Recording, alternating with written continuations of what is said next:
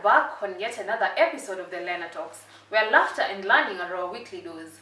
It is all about science, politics, business, and art. So stay tuned because I know I got what you need.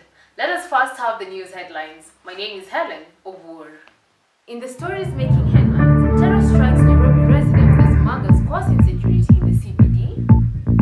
Embu now in the limelight after a first successful brain surgery on a 52-year-old man. Mixed reactions as many await the swearing-in of Raila Odinga on the 30th of January. Suspected thief tracked by a witch doctor snake in Uganda. That is it from the Hlena Talks news desk. My name is HELLEN.A.OWUOR. It is an awesome day, and an awesome day comes with an awesome package. Today we're talking about the Kenya's political scene. And in this, Kenya is the first country in Africa and the third in the world to nullify a presidential election. This comes as a surprise to many countries and also Kenyan citizens themselves. However, the question that lingers in many people's minds is how was Kenya able to nullify a presidential election, yet it is among the most corrupt countries in Africa? Our reporter, Linda Ngari, sheds more light on this. Times have changed, and our leaders too have. Getting to choose the right leader seems to be a difficult choice to make. As people struggle with trusting their own, I took time to ask some people whether they trust in the numbers that were projected during the 2017 general elections and re-election process. The IBC, the commission, failed to deliver appropriately. So come 26 October, they held a re-election, and this time it was a bit free and fair, though the turnout was extremely low. So I failed to understand where the numbers came from, because even the international community addressed that issue. I think that the August 8th polls were a sham, especially also the 26th October were also a sham. Yeah, I really don't have faith in our Independent Intellectual Boundaries Commission, the IEBC. No, I don't trust the numbers that were given during the election and during the re-election. Mainly because the government couldn't get us to trust the IBC. No, I don't really trust the numbers that much. And also because I think, especially the second time, the re-election of the presidential candidate, I think because not so many people didn't vote, and still the president got so many votes. Like he still got like 3/4 of the votes. But then I feel maybe half or even less voted. The Kenyan political arena has been one full of drama for the past few years. Call it corruption, theft, propaganda, and many other vices. The nullification of the presidential election was recently witnessed. I talked to Mr. Masindano from Daystar University to help understand how this was possible. What I do at Daystar currently is actually part of what I started doing when I joined the university. I think teaching what was then referred to as general education courses, which are historical. But my training is in the area of communication. I'm doing development communication currently at Jomo Kenyatta University. But what I do at Daystar is mainly historical courses. The nullification of the August 8th elections in Kenya. Yeah. It was a shocker not just to the politicians but also to Kenyans, like you say. Sure. Kenya has that history of you can corrupt your way through, but and in fact, according to reports then, Kenya just happens to be among 4 nations in the world, yeah, and the first in Africa to do so, nullification, yeah, of presidential elections. I think that that points to me maybe 2 things. Number one, that not everyone in Kenya is corrupt, and that perhaps we have people that still hold certain values dear. And I think the Supreme Court demonstrated that by that decision, which is actually a strange one in Africa and a strange one even in the larger world.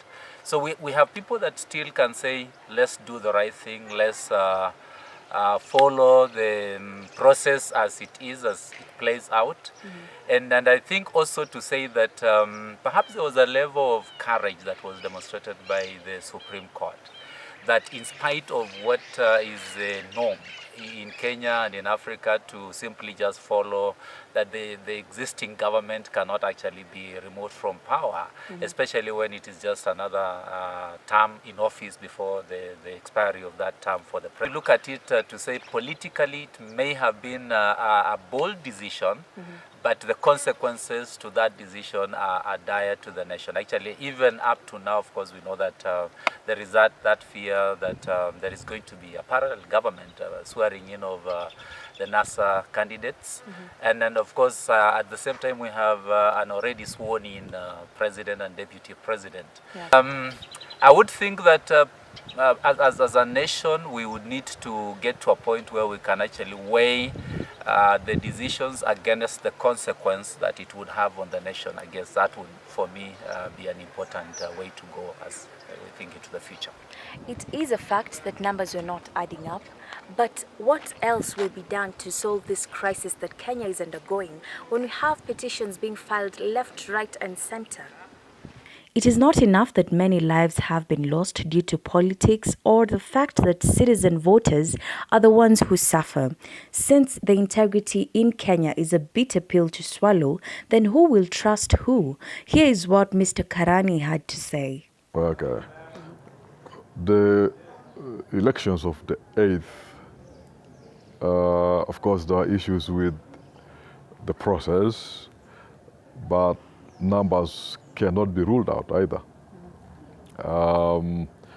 Still, several questions were not answered because I think it would have been good because of suspicion on the numbers that how did they come, how are they arrived at. It would have been good if the technological part was made public also to verify, because I think the computers are supposedly registered or captured the numbers. But we were told it was difficult to open, like the server, to get to see those details. That, of course, leaves a question mark whether it was valid. Because one of the things we are proud about is we are technologically well-to-do. And to say that we cannot be able to access and look at those figures and numbers, I think was not a good thing.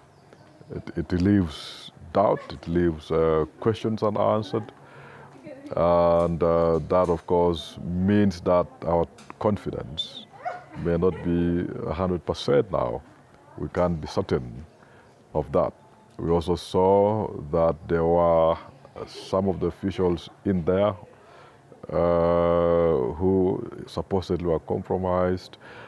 That, of course, raises questions again on the integrity and whether we can be able to trust the numbers. So that leaves a big gap that we hope the IEBC can be able to work on in the future. Well, one, it was positive on the one side because there's a cry about the integrity of the election. The manner in which they were conducted elicited a lot of different reactions, and the fact that the Supreme Court listened to the applicants and came up with a verdict indicated that at least there was something that didn't go well, and it was okay to nullify that. But obviously on the international level, because now we're like the 4th country in the world to have presidential results nullified for a sitting president, that of course sets a precedent for a message to Africa and other areas that things can be bad even for sitting presidents, that they should not take things for granted. So that's a positive thing for change. Integrity is the key to prosperity, though it is a virtue that is lacked by many, as Kenya is among the top on the list of the most corrupt countries in Africa. Reporting for the Hlena Talks, my name is Linda Ngari. Thank you, Linda, for that report. In a moment, I will be in studio with a practicing political analyst, so stay tuned. Welcome to the Hlena Talks interview segment, and today I'm with our one political activist who will tell us more about himself and more of what he does. So, thank you and welcome. Thank you so much. Yeah, so could you please tell us your name and what exactly you do? Yeah, I'm Paul, or Gash. I like referring myself to my father's name, that is Ogola. Yes. People tend to mistake between Ogash and Ogola. And that's what kind of a name I was given. Yes. So they think that is a short form of Ogola, but yet it's not. Oh, so it's Ogash. It's Ogash. Ah, okay. Yes. I'm a student currently, a fourth year, 4.2 in Daystar. I take psychology and electronic media. Yes. And I like politics. That's why I'm an activist.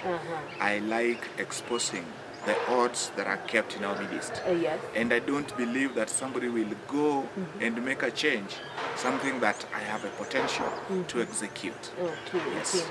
So, do you think it was a brave move for Kenya to nullify a presidential election? It was. It was. Why is that? Since it is the first time, the first nation to take such a brave move in Africa and a third country in the context of the world, it wasn't an easy thing. Yes. And I really appreciate the judiciary for that action.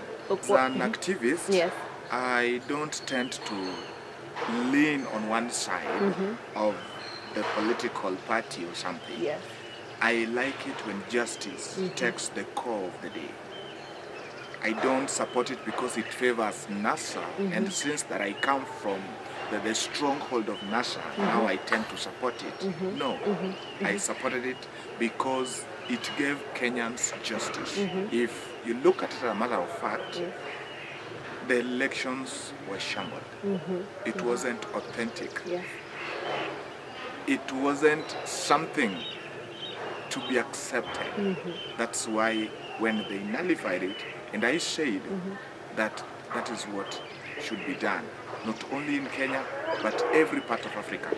Then we'll move away from the third class that we are classified in. That we always have a very limited time to know our leaders. Yes. And also apart from that, we can say also tribalism, also influences how we vote. Now looking at tribalism and looking at the short time we have to know our leaders, what can be done to Kenyan citizens for them to move away from this, especially tribalism? I agree with you. Yes. Those are facts to consider. But I still narrow it down to the integrity part. When I love the integrity, I don't mind whether you are a Kamba, Kikuyu, Luo, Kisi, or a Meru. I will buy your integrity based on your track. But Ogash, Then, number yes. two. Okay, fine. When you are coming to me, Yes. asking for my vote, and I look at your Kikuyuness, I look at your Luoness, then I don't think I'm a mature voter. I told you that while Jews, they don't maintain. Whatever has been brewing, that is what they will hash. So personality matters. Then the checklist. After that, we check the integrity. Let ethnicity be aside. After that, you give them time. That was quite an interesting interview. I hope you learned as much as I did. Before we get word on the street, we will go on a short break. Jamii yote itafurahia ladha tamu spesheli ya chakula.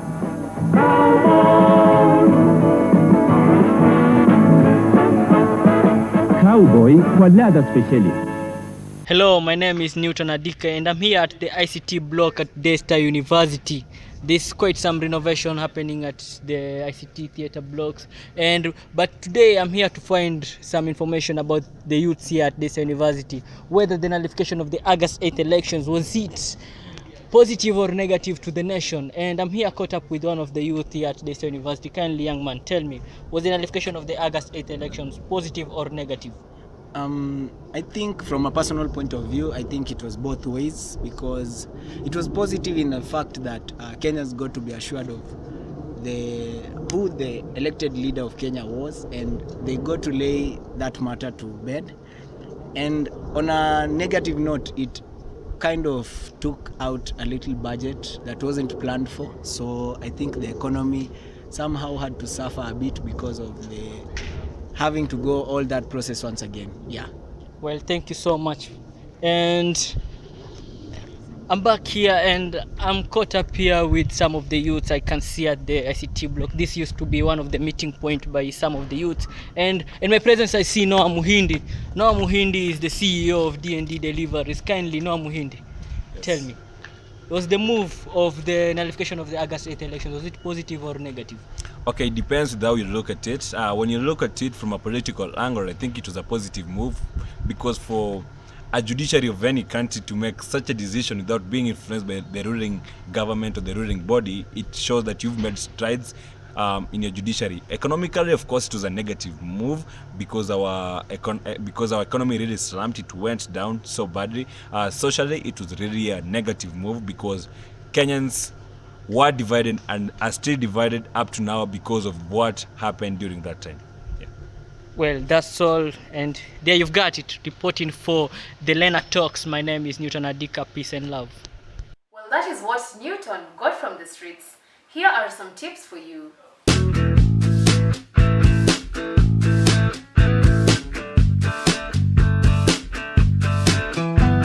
Well, now you know. I have been your host, HELLEN.A.OWUOR. Let us meet next week, same time, same place.